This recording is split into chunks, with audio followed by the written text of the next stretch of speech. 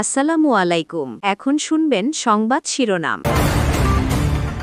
একসাথে নির্বাচন ও গণভোটের সিদ্ধান্তের দিকে হাঁটছে সরকার। পিআর পদ্ধতিতে হতে পারে উচ্চকক্ষ, কার্যক্রম নিষিদ্ধ দলের অপচেষ্টা রোধে আছে প্রস্তুতি। ফেব্রুয়ারিতে নির্বাচন হবে এটা ঘোষিত, সেই মোতাবেক সব প্রস্তুতি চলছে। বিভিন্ন অশুভ শক্তি যদি এই রকম বিশৃঙ্খলা সৃষ্টির চেষ্টা করে, সেগুলোর ক্ষেত্রে যারা দোষী আমরা তাদেরকে আইনের প্রক্রিয়ায় আনবো। রাজধানীর সূত্রাপুরে দিনে দুপুরে শীর্ষ সন্ত্রাসী মামুনকে হত্যা মামলায় হাজিরা দিতে যাওয়ার পথে এলোপাতাড়ি গুলি চালায় দুর্বৃত্তরা। আমরা খুঁজে পাইছি উনি শীর্ষ সন্ত্রাসী ইমন মামুন গ্রুপের মামুন। যখন শুনতে পারলাম যে আমাদের জজকোর্টের মূল ফটকের বাইরে ন্যাশনাল মেডিকেলের সামনে, তখন আমি দ্রুত ওখানে চলে যাই। আওয়ামী লীগ সমর্থকদের পাশে থাকবে ধানের শীষ, ঠাকুরগাঁওয়ে আশ্বাস মির্জা ফখরুলের। কালকে সমাবেশ থেকে সরকারকে বার্তা ও জনগণকে নির্দেশনা দেবে জামায়াত। কিন্তু এবার ওনারা প্রকাশ্যে বলে দিলেন যে আমরা জামাতের সাথে বসবো না। ভালো কথা, তা আমরাও প্রকাশ্যে বলে দিলাম যে আপনারা ডাকেন, আমরা যাব। এখন আমাদের যারা এখানে নৌকা করতে না সারা বাংলাদেশে, তারা তো একটু অসহায় অবস্থায়। এটুকু আশ্বাস দিতে পারি যে আপনারা কেউ হতাশ হবেন না, ধানের শীষ আপনাদের পাশে আছে। হাইকোর্টের রায়ে 4টি সংসদীয় আসন বহাল থাকায় বাগেরহাটে আনন্দ মিছিল। আগের মতো 5টিই থাকবে গাজীপুরের আসন। আসসালামু আলাইকুম। এতক্ষণ শুনছিলেন সংবাদ শিরোনাম, এখন শুনবেন বিস্তারিত। একই দিনে জাতীয় নির্বাচন ও গণভোট আয়োজনের সিদ্ধান্ত জানাতে পারে অন্তর্বর্তী সরকার। সংসদের উচ্চকক্ষ পিআর পদ্ধতিতে গঠনের বিষয়টিও এক্ষেত্রে আছে আলোচনায়। এর মাধ্যমে বিএনপি ও জামায়াত দুই পক্ষকেই সন্তুষ্ট রেখে চলতি সপ্তাহে সিদ্ধান্ত জানানোর পথে সরকার। তবে পরিবেশ উপদেষ্টা সৈয়দা রেজওয়ানা হাসান এই নিয়ে এখনই মন্তব্য করতে চান না। জানিয়েছেন, জনপ্রত্যাশা ও রাজনৈতিক দলগুলোর ভাবনা বিবেচনায় নিয়ে দ্রুত স্পষ্ট করা হবে সরকারের অবস্থান। তিনি বলেন, নির্বাচন ও বিচার ঘিরে কার্যক্রম নিষিদ্ধ আওয়ামী লীগ নানাভাবে জল ঘোলা করার চেষ্টা করছে। অস্থিতিশীলতা সৃষ্টি করতে চাইলে ব্যবস্থা নেবে সরকার। জুলাই সনদ স্বাক্ষর হয়েছে গত 17 অক্টোবর, কিন্তু এর বাস্তবায়ন প্রক্রিয়া কি হবে এ নিয়ে সংকট কাটেনি। যদিও রাজনৈতিক দলগুলো সনদ বাস্তবায়নে সংবিধান আদেশ জারি ও গণভোটের পক্ষে একমত, তবে গণভোট নির্বাচনের আগে নাকি ভোটের দিন এ নিয়ে বিপরীতমুখী অবস্থানে প্রধান দুই দল বিএনপি ও জামায়াত। এ অবস্থায় গত 3 নভেম্বর সরকার দলগুলোকে ঐকমত্যে পৌঁছতে 7 দিনের সময় বেঁধে দিয়েছিল। এক সপ্তাহের মধ্যে সরকারকে ঐক্যবদ্ধ দিক নির্দেশনা প্রদান করার আহ্বান জানানো হয়। কিন্তু 7 দিনের সময় পেরোলেও দলগুলো এ নিয়ে একসাথে বসেনি, হয়নি একমত। এমন পরিস্থিতিতে অন্তর্বর্তী সরকার দলগুলোর সাথে অনানুষ্ঠানিক যোগাযোগের মাধ্যমে জুলাই সনদ বাস্তবায়নের ক্ষেত্রে সিদ্ধান্ত নিতে যাচ্ছে। জানা গেছে, একই দিনে জাতীয় নির্বাচন ও গণভোটের পক্ষে সরকার। সংসদের উচ্চকক্ষ গঠনের ক্ষেত্রে সরকার পিআর পদ্ধতির বিষয়টিও বিবেচনা করছে। এক্ষেত্রে বিএনপি ও জামায়াত দুই পক্ষেরই মন রক্ষা হবে, এনসিপিও নমনীয় বলে ধারণা করা হচ্ছে। পরিবেশ উপদেষ্টা এক্ষেত্রে এখনই মন্তব্য করতে না চাইলেও বলেন, জনগণের আশা ও রাজনৈতিক দলগুলোর মনোভাব এক্ষেত্রে প্রাধান্য পাবে। আমরা দায়িত্ব পালন করি টুয়ার্ডস আ ওয়াইডার কনস্টিটিউয়েন্সি। আমরা তো শুধু আপনার প্রতি আমাদের দায়িত্ব পালন করি না, বা ওনার প্রতি আমাদের দায়িত্ব পালন করি না। রাজধানীর পুরান ঢাকায় দিনে দুপুরে একটি হাসপাতালের সামনে এক ব্যক্তিকে হত্যা করেছে দুর্বৃত্তরা।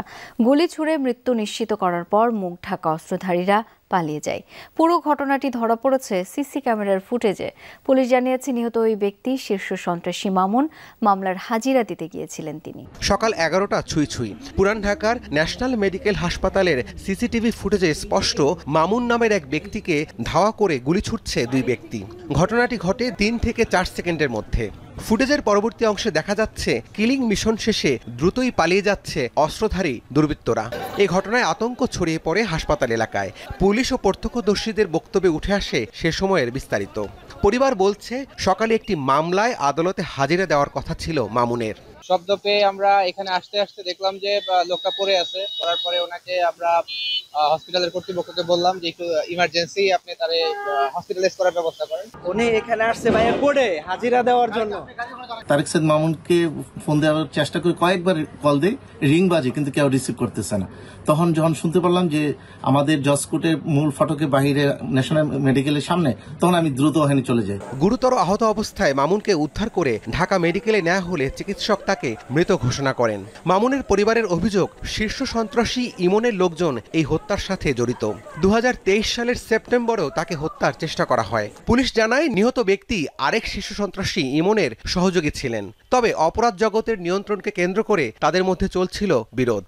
তো আমরা খুঁজ পাইছি উনি শীর্ষ সন্ত্রাসী ইমন মামুন গ্রুপের মামুন। ওই সিঙ্গেল করে এক একটা করে পাচ্ছি, স্লট পাচ্ছি, এগুলোকে আমরা জোড়া লাগাবো তখন হয়তো বলতে পারবো। পুলিশ আরও জানায়, শীর্ষ সন্ত্রাসী ইমন ও মামুন একসময় হাজারীবাগ, ধানমন্ডি, মোহাম্মদপুর ও তেজগাঁও এলাকার আতঙ্ক ছিলেন। তাদের গড়ে তোলা বাহিনীর নাম ছিল ইমন মামুন বাহিনী। তারা দুজনই চিত্রনায়ক সোহেল চৌধুরী হত্যা মামলার আসামি। ধর্মকে ব্যবহার করে একটি চক্র ভেদাভেদ তৈরি করছে, চেষ্টা করছে নির্বাচন বানচালের, এমন অভিযোগ করেছেন বিএনপি মহাসচিব মির্জা ফখরুল ইসলাম আলমগীর। ঠাকুরগাঁয়ে এক মতবিনিময় সভায় তিনি নৌকার সমর্থকদের হতাশ না হওয়ার আহ্বান জানিয়ে বলেন, ধানের শীষ আপনাদের পাশে আছে। এছাড়া বিএনপি নেতা আমির খসরু মাহমুদ চৌধুরী বলেন, আগামী সংসদ কি করবে সেটা কোন সরকার, ঐক্যমত্য কমিশন কিংবা দল, কোন সরকার, ঐক্যমত্য কমিশন কিংবা দল ঠিক করবে না, জনগণই সেই সিদ্ধান্ত নেবে। অন্যদিকে জামায়াতের সহকারী সেক্রেটারি জেনারেল এহসানুল মাহবুব জুবায়ের বলেছেন, বিএনপির নোট অব ডিসেন্ট লজ্জার। Institution of diploma engineers Bangladesh আইডিইবির ৫৫তম প্রতিষ্ঠা বার্ষিকী উপলক্ষে সেমিনার। বাংলাদেশের মানুষকে ক্ষমতায় আনতে হবে। প্রধান অতিথির বক্তব্যে বিএনপি নেতা আমির খসরু সমসাময়িক রাজনীতি নিয়ে কথা বলেন আগামী নির্বাচিত সংসদ জনগণের ম্যান্ডেট নিয়ে আসবে, তাই সেই সংসদ কি করবে সেই সিদ্ধান্ত এখন দেয়া যায় না। আগামী সংসদ কি করবে কোনো সরকারও সিদ্ধান্ত দিতে পারবে না, কোনো ঐক্যমত কমিশনও সিদ্ধান্ত দিতে পারবে না, কোনো রাজনৈতিক দলও সিদ্ধান্ত দিতে পারবে না। দয়া করে জনগণের কাছে যান, আগামী নির্বাচনে জনগণের ম্যান্ডেট নিয়ে তারপরে সংসদে এসে আপনার দাবিদাবা পূরণ করে। এই ঢাকায় বসে দলাদলি করে, রাস্তা দখল করে, জনগণকে বাইরে রেখে গণতন্ত্র কাজ করেন। একই অনুষ্ঠানে বিএনপির এই নেতার বক্তব্যের প্রতিক্রিয়া জানান জামায়াতের সহকারী সেক্রেটারি জেনারেল। বলেন, 15টি প্রস্তাবে নোট অব ডিসেন্ট দেওয়ার অর্থ আবারও এক ব্যক্তি, এক পরিবারের কাছে জিম্মি হওয়ার লক্ষণ। দুটি দলের বিভেদ ভুলে এক হওয়ার আহ্বান অন্য দলগুলো।